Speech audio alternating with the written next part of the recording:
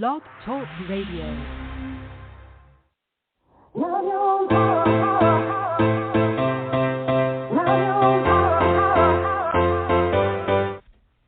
Chatting with Nat is a podcast for independent women seeking to speak their truth and to break down barriers.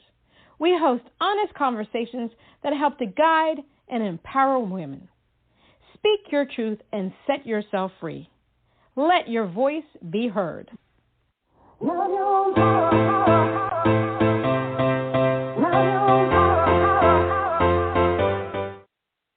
everyone, it's Natalie Jean. It's Natalie Jean. Today on Chatting with Nat, we have singer-songwriter Camille Rose. Camille Rose is a singer and songwriter who grew up in San Francisco.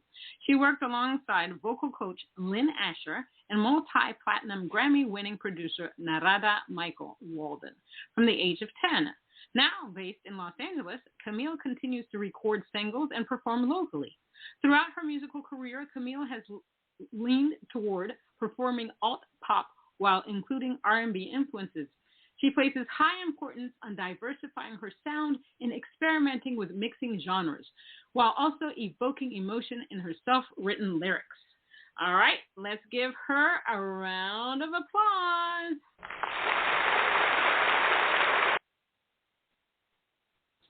Hi, Camille. How are you? Good. How are you? Thank you so much for that wonderful introduction. Yeah, we have to make you feel warm and fuzzy. You know, my little clapping can't do it, and we need to make sure that during this entire time, through the crisis that we have all faced in the past 3 years, that you at least feel warm and fuzzy on Chatting with Nat. Absolutely. So how have you been during this entire pandemic cray-cray type of situation that we've been dealing with here? I will say, as a person that really feels like performing is their lifeline, like I always joke and say performing is like my crack, that's been the hardest part, is the not being able to perform on stage and get that rush of talking with the audience, performing with an audience present. That's been the hardest part. But I will say one positive thing, it's forced me to kind of really look into my writing and make sure I'm bettering myself as an independent artist, not just as an onstage performer. Right. Yeah. So the pandemic has really opened the eyes for a lot of people. And the next question I ask of everybody. So during this time, there's been points of self-reflection. We've also looked out into the world to see how our friends are, who our friends are. Should we keep them? Should we not keep them? The past 2 years, the past 6 years has been what we could say a cluster F. It's just been very funky.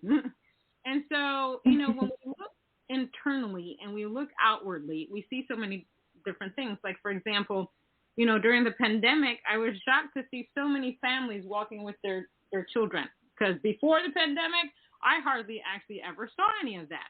You know, if you believe in climate change, I always say it that way because I don't know what everybody believes in. The animals were like, oh, my God, there's nobody in the street. They actually said that pollution level went down. Mother Nature was extremely happy, and Mother Nature was like, oh, my God, this is just wonderful. I can breathe here.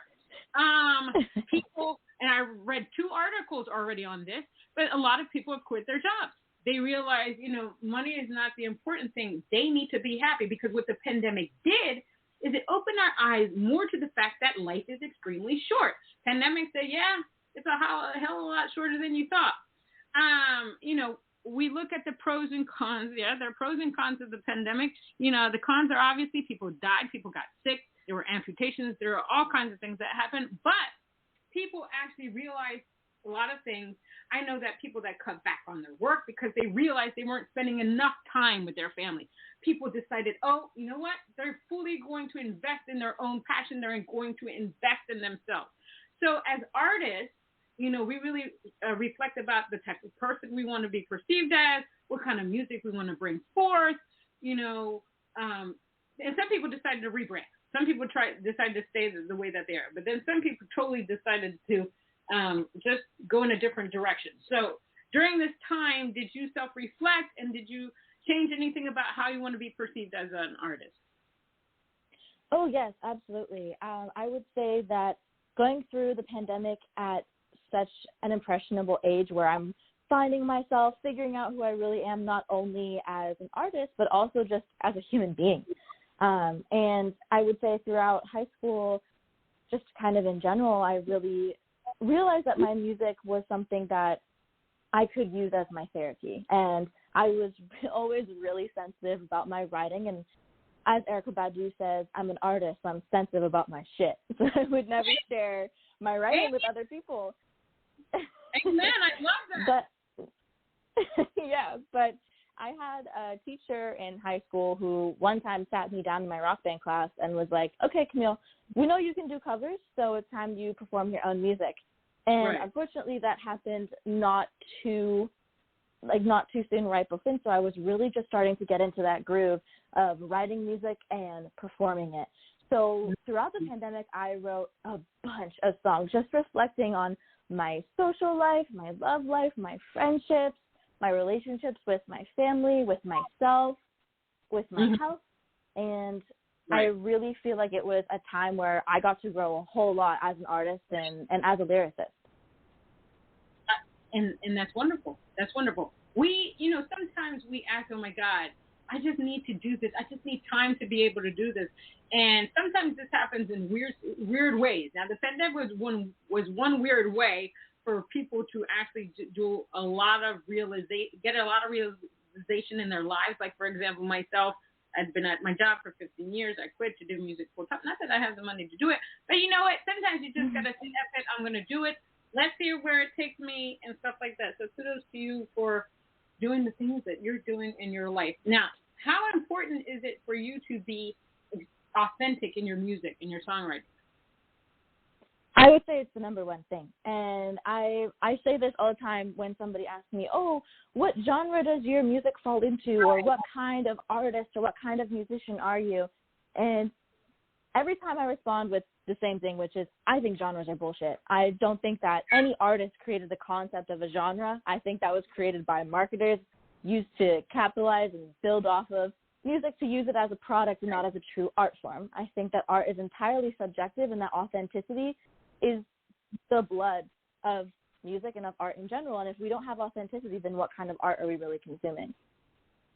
That's right. And I love you already. So I'm glad to bring that up, because, a lot of people used to come to me and say, well, what's your genre? And I'm like, I'm an artist, I create. No, but what's your genre? I say, I'm an artist, I create, because I'm a multi-genre person. Right now I focus on Americana, although I just released several pop songs, but my focus is Americana. And I'm just like, why do we have to label ourselves with a particular genre? It's just crazy to me, because right now, as you can see, indies and maybe some mainstream artists, we're not making money from our streams unless you really have the biggest budget to push your music. So how else can we get our music out there? We can get it into syncing and licensing, trying to get into documentaries, whatever. That's where the true money is, unless you are a touring artist and you're selling your merch and selling big tickets and stuff like that.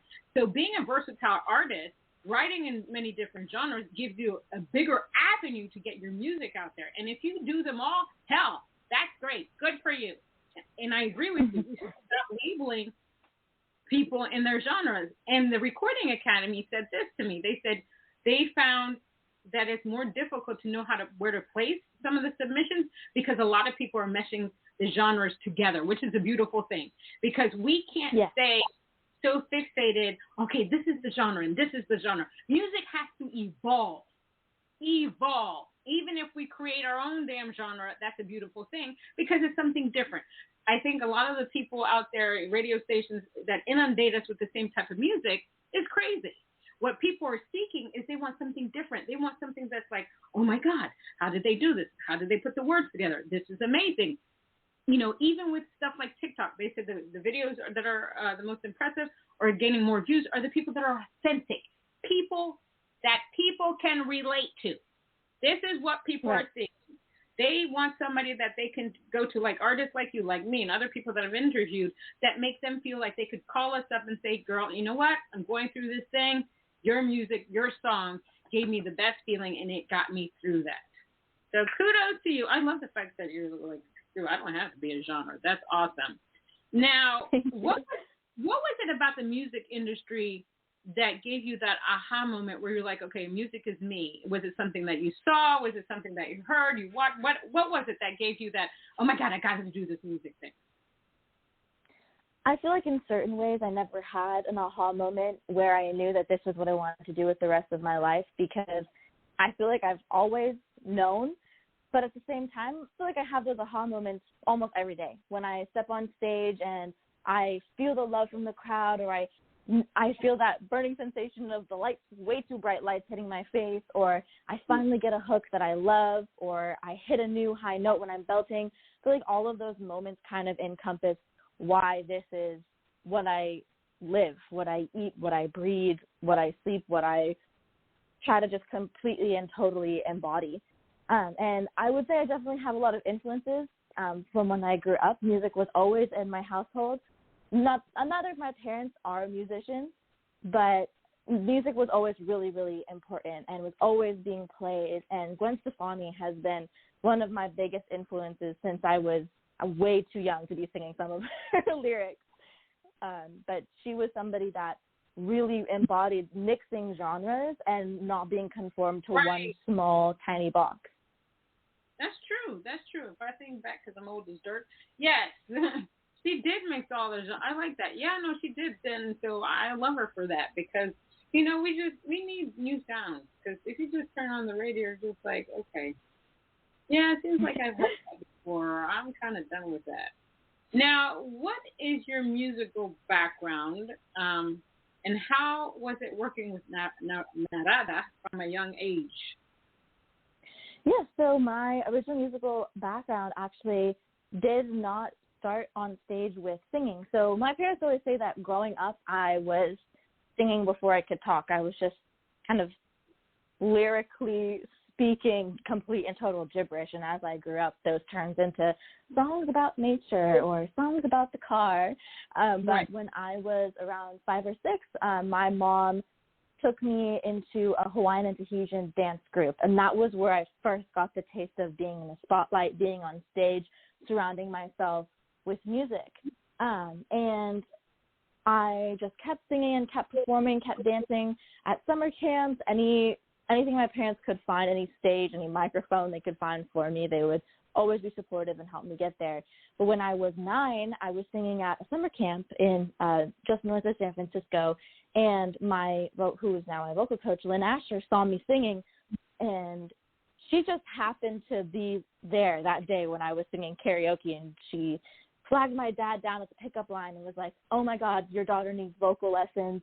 She has this talent and I want to help her hone it. And so she was an angel who helped me really come into my own as an artist. And when I was 10, that's where she introduced me to Narada. And I was the youngest one out of all of his foundation singers. So the Narada Michael Walden Foundation had a group of in between 5 and 10 foundation singers that were all within the ages of like 14, 15, 16.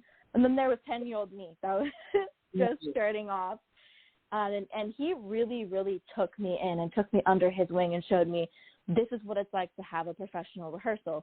You have your lyrics, you have them annotated on where you're breathing, on how to completely and totally emulate the artist that we're covering, how to respect other people's time.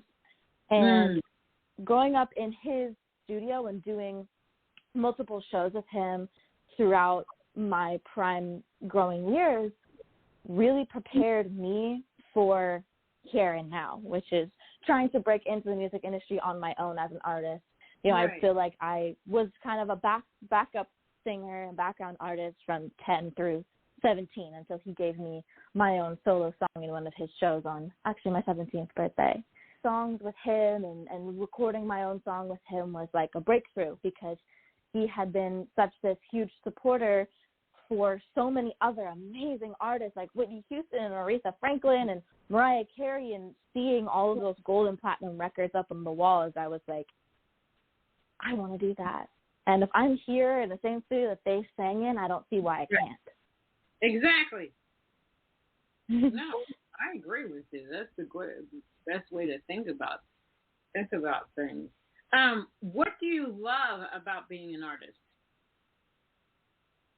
I love that being an artist is a field in which it applies to every single avenue of life. I love how I can connect with another artist regardless of their artistic medium, and I know that we share a passion for subjectivity, authenticity. It's something that is so widely universal that it breaks boundaries beyond languages. I feel like different types of art is something that can be interpreted by everyone and anyone in different ways, and sometimes in the same ways as well.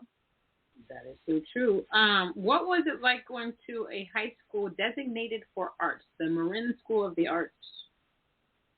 Yes, so I went to, I spent all my schooling years up until high school in a small town just north of San Francisco called Mill Valley. And my mother actually moved to a town called Novato, which is a few miles north of San Francisco, so that I could attend Marin School of the Arts. And I really feel like if it hadn't been for going to that school, I would probably still trying to, as they say, find myself as an artist. It was at MSA that I got to explore my love for theater as well and for acting. I really got to make awesome connections with photographers and discover modeling. And I got to continue to dance just as I did as a child. But what I really got to focus and zero in on was my passion for singing and songwriting. I realized there's not anything on this world that I'm more passionate about than singing, songwriting, performing, and being the best musician that I can be. Yay! And that's awesome because, you know, one of the things we always are constantly, because music is always evolving, we are constantly learning because there's always new ways to do music, new ways to do videos, new ways to do everything, which can drive you crazy at the same time, but at the same time, you're like, oh my gosh, this is going to be a lot easier than I thought. So that's very wonderful. What is your writing process like? And if you get writer's block, how do you deal with that? My writing process is wildly inconvenient to my everyday life. It's the first thing that I would admit to. Doesn't matter if I'm showering or if I'm in the middle of math class or 3 o'clock in the morning and I was trying to sleep. If there's an idea that hits me across the face, I have to write it down. I carry my songbooks with me everywhere I go. I have 2 different ones. I have one that has like the final versions of songs so that I can remember the structure of everything. And then I have kind of a scrappier, messier book where I can just draft what I'm thinking or just write random lines. Because I worry putting it on my phone. If I lose my phone and I lose all of my songs, it's like heartbreak and a total and complete nightmare. Oh my God, that would drive me crazy. Now, do you ever deal with the writer's block?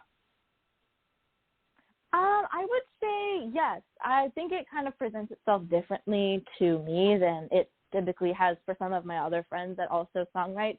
Writer's block to me is kind of like a break in which new ideas are flowing so freely. So I honestly never feel like there's kind of a space and time where I'm not thinking of anything or I don't get any ideas. It's more like half-baked, half-finished ideas that I can't seem to completely and totally tie up and finish up and really polish. For me, it's like when I have to, when I'm forced to write a song, nothing will come on. I'll throw words on the page and I have a theme. I usually like to start with the chorus. But I'll literally stare at the computer or my piece of paper or my journal for hours and saying, why isn't anything coming through? And I literally have to walk away. And the next day, something will just flow through. And then I said, oh, yeah, why couldn't I have done that yesterday? Then everything flows through. It's just the weirdest thing. But as I always tell everybody, the shower is my best place to create anything. It's crazy. Oh, totally. I mean, somebody told me because the water is soothing, you're by yourself. You're not by yourself, I don't know. But you're by yourself, and you just have that freedom. You're so relaxed that you're just enjoying the moment, and then the music just flows. That's why I tell everybody, I'm going to create a waterproof gadget that takes away the noise of the shower. You press a button, boom, bam, it's there. I mean, you can have your phone on the side. Well, I don't like that. I want something that I can just, boom, the music, I can just say, let me just sing. It's right there. Because when you don't have something like that, you get out of the shower, first of all, you're in the shower, you're trying to remember. Then you come out of the shower and you just start the thing over and over again. If you don't have your phone, you got to run down. It's just crazy. But yeah, the shower in a way, when you're when you're in the shower, it's like that's your most authentic self, right? Yes, exactly. So, see, you just nailed it. You just nailed it. Oh, my gosh. Now, we're going to play your song, Reputation. Tell us what that's about. Sure. So Reputation was a song that kind of came from a bunch of those half-baked ideas that we just talked about. So one of my good friends and amazing musician himself, Christopher Kenji, who has own music out, he helped me with production, telling him about these half ideas that I had and this one hook that I really, really wanted to just surround my entire song by. And he was like, okay, I think I understand. I told him this is the story. And he's like, okay, I think I got it. He came up with the track within a few days, and then he came over to my house, brought over his recording equipment, and we just pushed through and recorded the entire song. And I wrote the entire song within 5 minutes, and the whole set took about 12 hours for us to finish and completely polish the entire song. Wow. All right, let's play it. Whispers I hear through the grapevine insist that I'm always on your mind. I don't mean to be a distraction, but I'm not one to deny attraction. Just giving to temptation. Just giving to temptation. Just giving to the temptation, but don't let it affect your reputation. Just giving to temptation. Just giving to temptation. Just giving to the temptation, but don't let it affect your reputation. You can pretend all day and night, but I know what's really been on your mind. I've been waiting for you to grow a pair. Just giving to temptation. Just giving to temptation. Just giving to the temptation, but don't let it affect your reputation. Just giving to temptation. Just giving to temptation. Just giving to the temptation, but don't let it affect your reputation.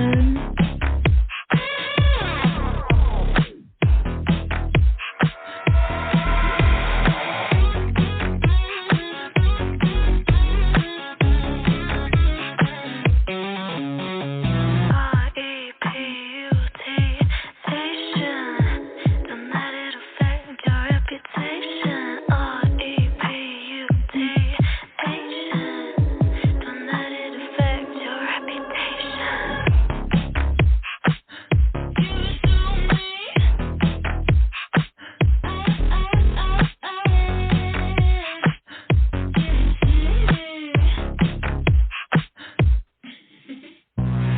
Just giving to temptation.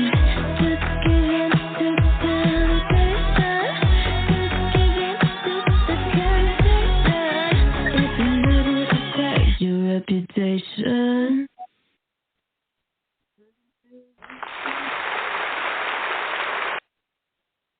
I like that. Pretty groovy. Thank you. Very groovy. Very, very, very, very, very, very, very, very, very groovy. Thank you so much. You could shake everything to it. And I like the way you infuse. I mean, it could be. It's like a rock pop. So I like see, and you have a great voice. Thank you so much. I could literally hear that song in a film or something, or even a TV show. Have you thought about? Do you look into syncing and licensing and stuff like that? Yes, I do. Yeah, a very important lesson that I had been taught was to, of course, make sure everything that I write is copyrighted and completely and entirely owned by me in the event where it was to be used in a movie or in a TV show. And actually my new release that's coming out in the middle of November is going to be put in a film that some California Institute of the Arts students are producing. Awesome. Congratulations. Thank you. Congratulations. See, you're doing your thing. That is pretty damn awesome. Now, if you, Thank you. which do you prefer? Do you prefer an intimate setting, or do you prefer a large audience to perform to? And why? That's a really good question. I feel like I haven't thought about my preference before. I think it kind of depends on the set that I'm doing. I think that there's something to gain from both of them. I would say that I'm most of the time more partial to a bigger audience and more people in the seats and in the stands, just because I feel like there's more people that I can connect with my music. And I think that it's more people that you can, make a positive impact or a positive impression upon. But, I mean, at the same time, a smaller, more intimate setting, maybe you could make a larger impact on less individuals. Yeah, no, yeah.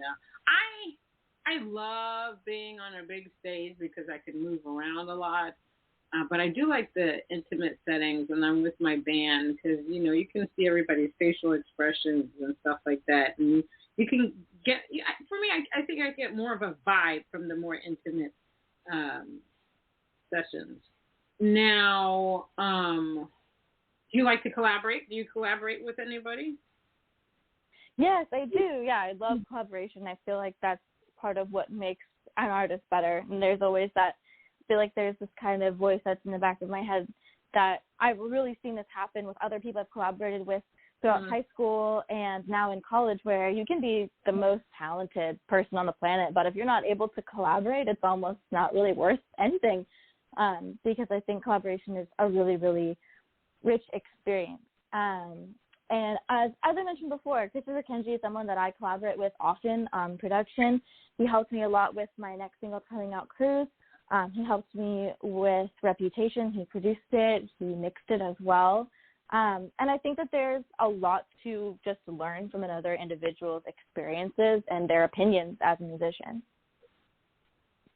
Now, are you studying music anywhere now? Yes, I am. Yeah, I am a digital music production major at Whittier College with an emphasis in vocal arts, and I'm also majoring in business. Good for you. Now, I'm glad you talked about business. So one of my friends, she is the manager for her kid. He's not a kid. He's over 20 years old. For this man, the guy. And one of the things we agree, he goes to the school of Berkeley in Boston, and one of the things we agree is that when anybody's trying to get into the music business or getting a degree in music, they should study the business aspect of it, like learn everything about agreements or anything that's going to be thrown at you if you're really going to try to pursue a career. Because when somebody brings something to you, and they will, because they seem to latch on to everybody, whether they're legit or scammers, you want to know as equal as they do or more. So they can say, what? You really know this stuff? You'll see how fast these people pull back and try not to push you on things. I think it's integral that people really need to understand agreements, because people, you sign these agreements, they can take away your rights to everything without even your knowledge, because a lot of times people say, okay, they'll glance over something, they'll sign it, and then later they realize that they just gave away their life. And that's Absolutely. truly Absolutely. There's a show called Unsung. I'm not sure if you're familiar with it, but my dad would force me to watch the show as a kid, and even now, where he's like, you need to watch this episode because it's sad. It outlines how certain artists have lost the rights to their songs and what happens to them. Exactly. I mean, VH1 used to do that. I don't even know if VH1 is still on Behind the Music, but when you watch VH1 Behind the Music, you become totally shocked at what some of these artists went through. The first thing that comes to mind is TLC. They talked about. I was about to say the same thing. Yeah, it's shocking. I mean, they were on top of the charts. They were broke. Exactly, and they were broke. It's like because a lot of the artists, they advance, so the companies advance the money, but eventually that money has to come back to the company and stuff like that. And a lot of these artists, they just spend, and then after a while, I mean, there's like, they have nothing left, and they have nothing left, and then they have all these bills. So it's just really, it's just bizarre. It's just shocking. Now, you have type 1 diabetes. So how does this affect your musical career? Yes. So as a type 1 diabetic, when I was diagnosed, it was 24 hours before opening night of a show that I was starring in. It was a local play. I was 12 years old.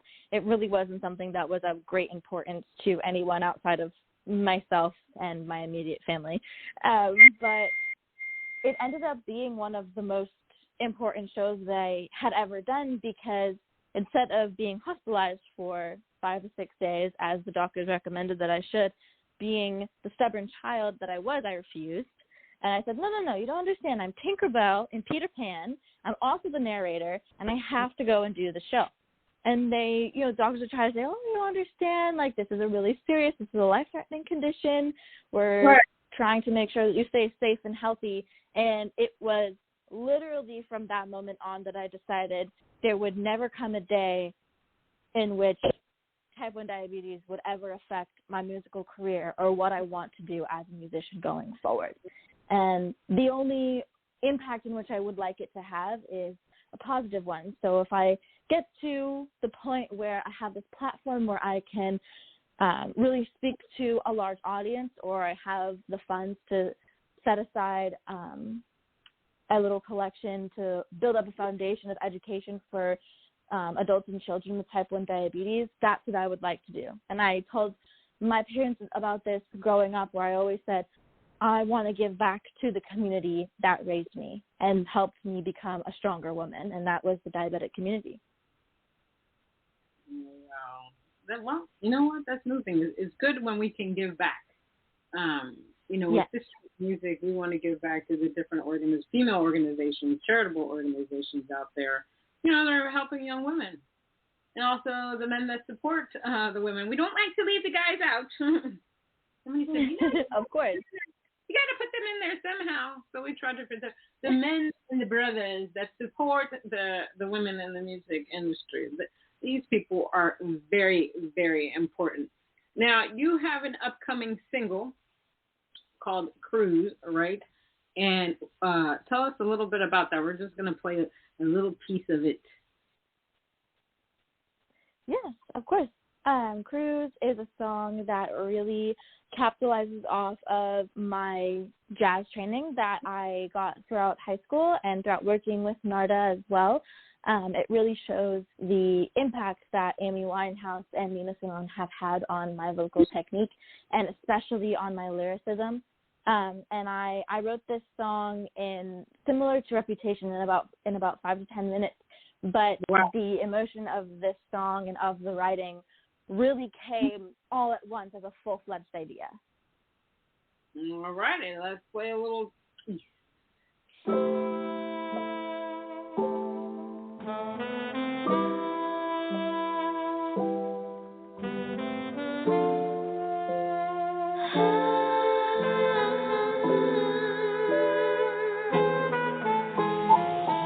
Look me in my eyes.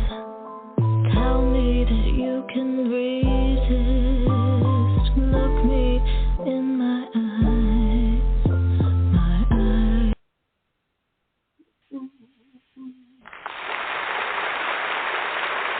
Audio Jungle.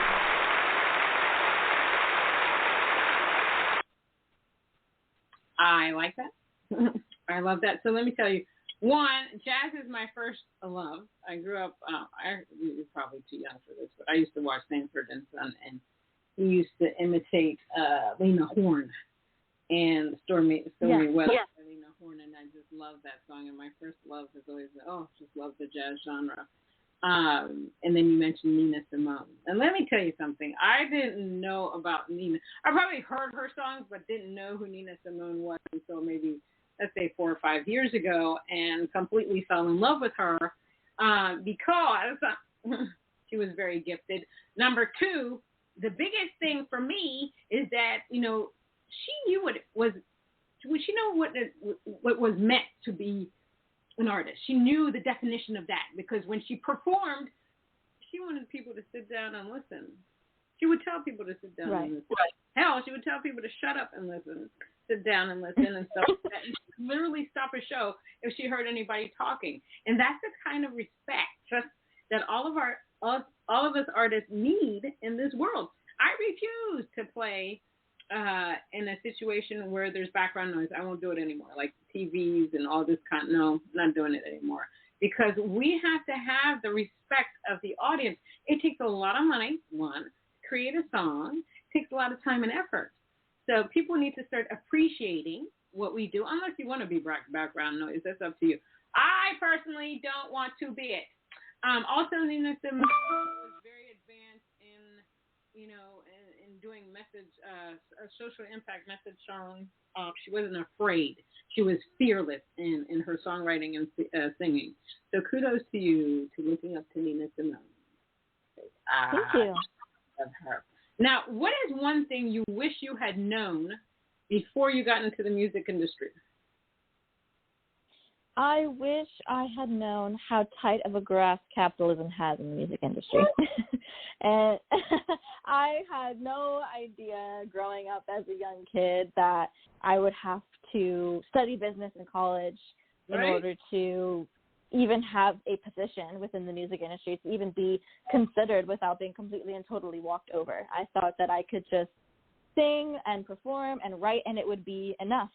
And it's not, which is okay, because I'm the type of person that likes to work for what they want, so you really feel like you're validated by being able to. Truly is a shame, though, like just talking about genres. Like a genre, as we mentioned before, was not created by a musician or any kind of artist. That's one of the most well-known, I would say, aspects of music is the categorization of what is supposed to be subjective. Right. Which is completely and totally, in my opinion, offset by people that are just trying to market and profit and turn music and art into a business. Yeah, no, I agree with you. There is, one of the things I tell people all the time to decide before you even start doing music is like, what type of artist do you want to be? Are you the artist that's only doing this because you want to achieve fame and money? Or are you the artist that's trying to make a difference, or trying to affect a change in somebody's life? Because those are two different. I think that's the difference between someone who sings, or someone who paints, or someone who dances, and an artist. That's an artist is somebody that does it because that's their entire bloodline is, and that's what they live and breathe for. But someone that sings, or someone that dances, or someone that paints is doing it like, oh, I'm actually kind of good at this thing. I can make a profit off of it. Completely different intentions. It doesn't really affect your talent, but it can absolutely affect how well you connect with an audience if they recognize that integrity, that authenticity isn't there. No, I completely agree with you on that. And it's funny that you say that, because sometimes when I'm watching people dance, or dancers or whatever, I can see the person, because I can dance. I mean, I can really dance, and I can see the people that can actually dance compared to the people that are dancers. Okay, they're giving cues, they're doing choreography, and they can do the choreography. But when you watch them, you can't feel it. And then there's some real dancers that when you watch them, my God, dance is just them. It just flows and oozes out of their body. You can see it. It's just like artists. Okay. So I'm a voting member with the Recording Academy, and right now it's all about ballot seasons, and people are sending your music. And one of the things that I do when I listen to music is I try to see the artist's soul in it. If I can't see or feel your soul in your music, it's not going to work for me. It's just like now when I listen to music on the radio, I don't listen to the melody as much as I try to listen to the lyrics to see how that person came up with the lyrics and how they're singing it. Are they really feeling what they're singing, or are they just singing it because their record company told them to sing it? You can tell the difference when somebody really loves the song that they're doing. You can tell absolutely. And those are the people that I just gravitate to. Where you can just like, oh my gosh, where the person can literally bring you to tears, or bring you have joy, or even can make you angry. They can evoke an emotion out of you. You have done your job. You have done your job. Okay. As what is one of the things you'd like to debunk, a myth you like to debunk about the music industry? Personally, a myth that I would like to debunk about the music industry is the concept of versatility. I think that saying that an artist has versatility or has no versatility is not really a term that should ever be used, because I think all artists are versatile in a sense where if you look hard enough, you can find 5, 6 different musical influences within just one song. And even if it is bubblegum pop or it's hard rock, you're going to hear the quote-unquote versatile influences that person grew up with, whether it's in their writing, in the way they perform it live, in their breathing techniques, even just listening to their catch breath that they take, comparing them to other artists and hearing, oh, they really are influenced by that person. I think that all artists deserve to be deemed versatile, and I don't really think that it should be something that's used to impress. I think that's kind of one of the baselines for being a musician or being an artist in general. That's a good point. That is a very good point. Now, just to let you know, I did win for Versatile Artist of the Year at the Josie Music Awards. And that's just because I do every genre. And nobody else does what I do over there. Because I just love music and I like to do what I want to do. That's the problem with me. If I'm feeling a genre right now and I want to write for it, I'm just going to do it. I don't, It's not by their rules, it's by Natalie's rules, I always say.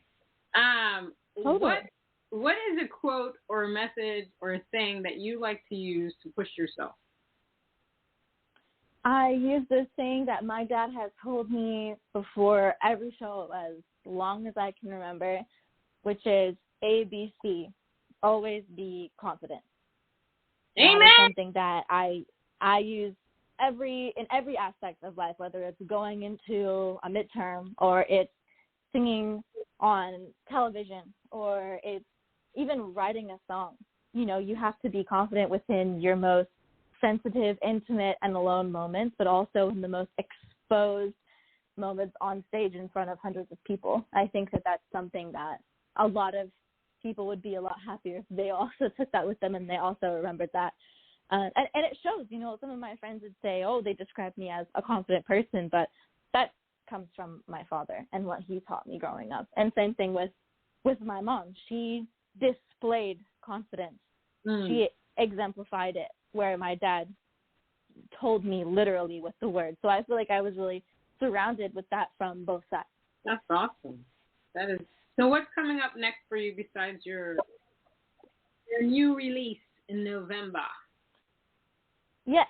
So after my new release in November, there is going to be another single that I'm planning on releasing sometime, perhaps maybe around the new year. Date is to be determined. And this is another song that shows a completely and totally different side of my musicianship that's different from this jazzy ballad, but which is also different from the kind of dancey pop electro jam that was Reputation. And I'm really excited for this song because it is within the same vein as Reputation and as a previous song that I released, Forget My Name. They're all about a very similar situation, and who knows, maybe one day there will be an EP that tells the story of all of these songs. Fantastic. Well, Camille, thank you so much for being on Chatting with Nat. I'll be chatting with you tomorrow at 8 p.m. on Instagram Live. I can't wait for that. Thank you so much for having me. It's going to be a rocking time. Now, if anybody wants to find Camille Rose on Instagram, it's @Camille Rose. She's on Facebook. She's on TikTok. She's on YouTube. We'll find her. But check us out on Instagram Live at Sisters in Music 1 on Instagram, because we're at 8 p.m. Eastern. We're going to have a rocking time. Thanks again, Camille. You were wonderful. Thanks for being on Chatting with Nat. Until we see you tomorrow. Thank you so much. You're welcome. And that was Camille Rose, singer-songwriter Camille Rose. Until next time on Chatting with Nat.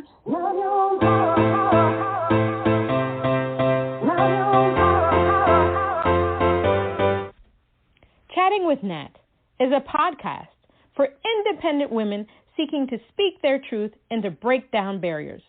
We host honest conversations that help to guide and empower women. Speak your truth and set yourself free. Let your voice be heard.